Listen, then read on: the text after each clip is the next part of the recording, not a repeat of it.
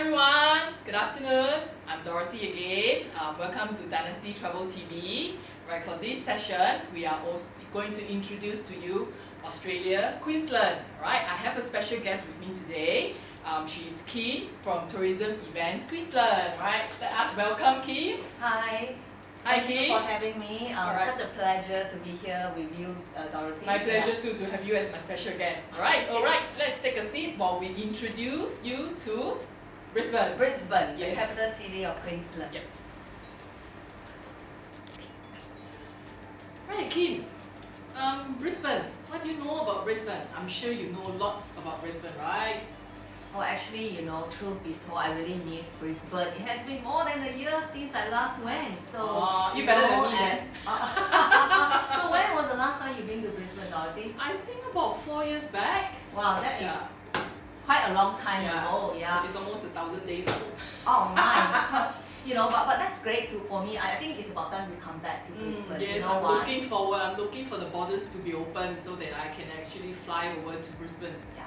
And really, just in sharing with everyone, Brisbane truly is in what we call once in a generation change. It's just like Singapore some years ago, before you had Marina Bay Sands, we had Universal Studios, Sentosa. So Brisbane is really at that stage as well, where it's on the brink of opening a whole host of new attractions. Well, that's really Yeah. good news because Yeah. I think lots of Singaporeans, of those that actually visited Brisbane, would think that Brisbane is pretty much a very corporate city. Yeah, that people stop overnight, but I think with Kim later introducing the new Brisbane to you, I'm sure everyone will be very impressed that this city is actually undergoing a very big change. And it's going to be an eye-opener for a lot of visitors back into Brisbane. So we are waiting, and once the border open, I'm sure Brisbane will actually surprise everyone with the changes. So I'll just share a little bit. In the last 2-3 years, there are more than 10 hotels, 5-star that's open in Brisbane. Wow, We that's have got interesting. Howard Smith Wharf, which is the most happening place now to be in Brisbane. All the restaurants, river, a bar that juts out into the river, rooftop bars by the river. And So it's very similar yes. to what we have in MBS. Quite similar, yes. Okay. And that's Howard Smith Wharf, and that is not even talking about Queen's Wharf yet. Oh. Queen's Wharf will be opening in stages because it's massive, 3.6 billion. The first stage of opening is second half of 2022, and that has got more than 50 restaurants, Wow. 4 luxury hotels, 3 world-class apartments, a sky park that is not dissimilar to what you have in Marina Bay Sands, except that it's circular. It's going to be massive, and they have a bridge that will build up to South Bank and connect with South Bank. And they have the DFS shopping. Wow. Hearing what Kim is actually saying, it makes me want to go, but it has been like a few years that I have seen last step foot into Brisbane. You are really making me wanting to actually get onto the plane and fly to Brisbane right now, but afraid not. Next we year, still have to wait. hopefully. Yes, or maybe the last quarter of this year. Or maybe Yeah. the last quarter of this year, yes. Yeah, we're just keeping hoping that some good news will be coming along our way. Hopefully, yes. Yeah. And for families, it's not just about bars and restaurants. Lone Pine Sanctuary in Brisbane has been around for a very long time. Yes, I remember going there when I was still young. It's the oldest and the biggest wildlife sanctuary for koalas in the whole of Australia. And the difference and the key thing I want to highlight is that in Queensland, you can actually cuddle the koala. You don't just, stand next to the koala and take a Pet, photo. right? But Yes. this one you can literally Yes. cuddle. So that's something that Something I very think- unique because Yeah. not a lot of states in Australia that you can actually cuddle a koala. So Queensland is one of those. Yeah, Like Kim one. has mentioned that you can actually have the opportunity to actually cuddle a koala. Yeah, one or 2 states. And of course, we have got a just 75 minutes away from the city, and that is Tangalooma Wild Dolphin Resort. It's only 75 minutes by ferry, and it's really unique. Dorothy, have you been there? Oh yes, I've been, but quite some times ago. But the memory of the Tangalooma Wild Dolphin Resort actually stays in my mind. So I'm thought of bringing my son. Yes, please. The last time I'm there, I'm still not married. So now I'm thinking of bringing my son. So it will be a very fun experience for him, I think. because it's like it's not those dolphins that we actually see in the aquarium or some other places in captivity, but these are the wild dolphins that actually come to the jetty every night, and you actually get the opportunity to actually hand feed the fishes to the dolphin. So it's one of the experience which yes, it's really amazing, and not any places in the world that you can actually try these activities. So Tangalooma Wild Dolphin Resort is one of the places.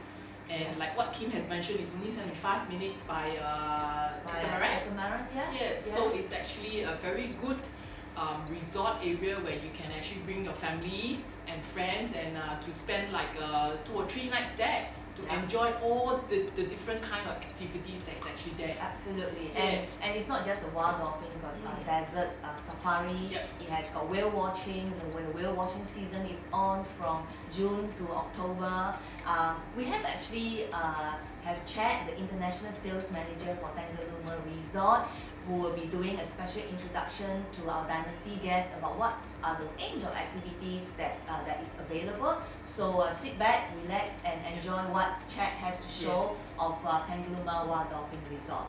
Morning everyone, I'm Chad. I'm the International Sales Manager here at Tangalooma Island Resort. Today I'm going to be taking you over to Tangalooma to experience it with me. Now I've been to the resort over 150 times in my 12 years with the company, but today we're going to experience some wild dolphin feeding, ATV quad biking, some sand tobogganing, and a few other activities. These are some of my favourites and I want you to have a go too. I've already checked in over at the ticket hut, got my car parked, and we're about to jump on the ferry. Come along with me. Okay, so I've just boarded the ferry. I'm up on the top deck of the Tangalooma Flyer in the captain's cabin actually as we head up the Brisbane River. So we'll be taking about 75 minutes to get across to Moreton Island where Tangalooma is located. The trip is just about 40 kilometres from jetty to jetty. And the cool part about crossing the bay, we'll be lucky enough we might see a couple of turtles or dolphins. And this time of year we might even see a few of the humpback whales that are migrating past the island for their berthing up on the Great Barrier Reef before heading back down to Antarctica later this year. So come along for the ride. It's actually quite smooth, and for me it's my favourite part of the trip because it means I get away from the desk, and this is a great start to the getaway that is Tangalooma Island Resort.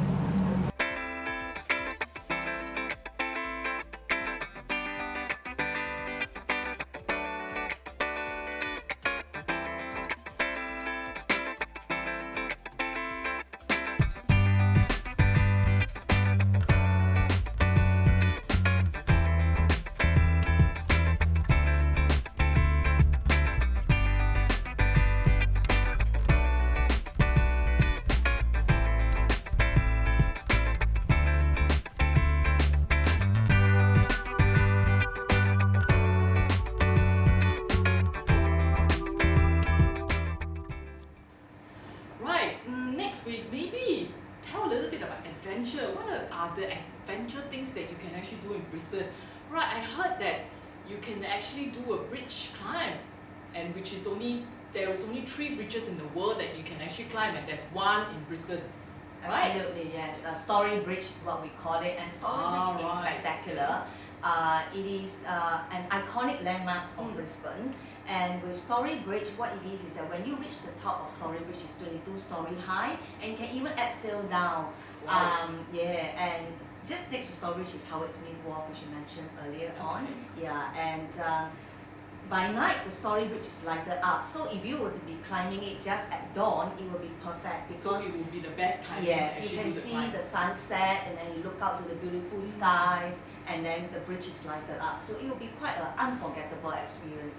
Okay. Yeah. So any age requirement for that? Like little children, can they climb? Or what about seniors? Can seniors actually do the climb? The minimum age is 10 years old.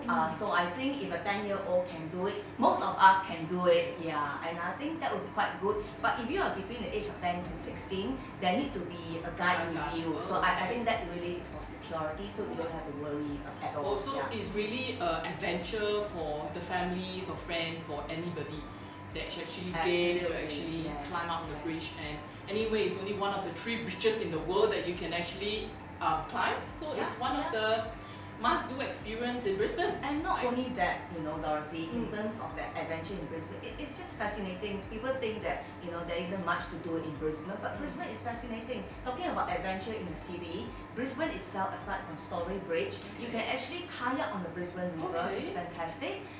You can actually, near to Story Bridge, just across the river is Kangaroo Point.